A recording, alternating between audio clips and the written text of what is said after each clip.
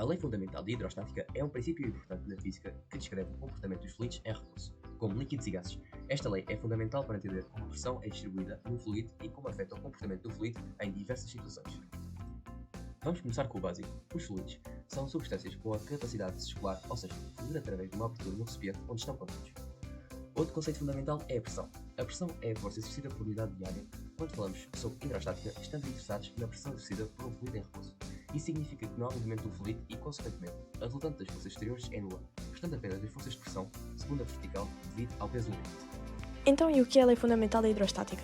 A lei fundamental da hidrostática refere que no líquido homogéneo, em equilíbrio hidrostático, isto é, em repouso, a diferença de pressão entre os dois pontos A e B, no interior do líquido, depende da massa volúmica do líquido e da diferença de nível entre estes dois pontos.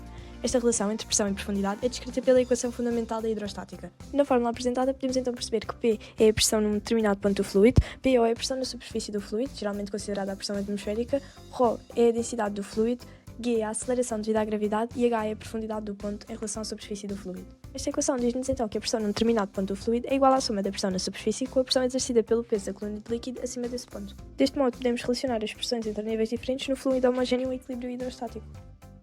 Concluímos assim que a superfície livre dos líquidos em equilíbrio é horizontal e plana, isto porque, em equilíbrio, os pontos estão ao mesmo nível e, portanto, sofrem a mesma pressão, sendo esta a pressão atmosférica.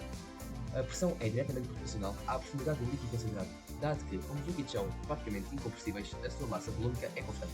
A pressão aumenta com a densidade do fluido e a pressão é igual para todos os pontos que se encontram à mesma profundidade. Para mais, a lei fundamental da hidrostática está na base do princípio dos vasos comunicantes. Um sistema de vasos comunicantes é constituído por dois ou mais recipientes interligados por um tubo, de modo que o fluido possa escoar livremente de um recipiente para outro.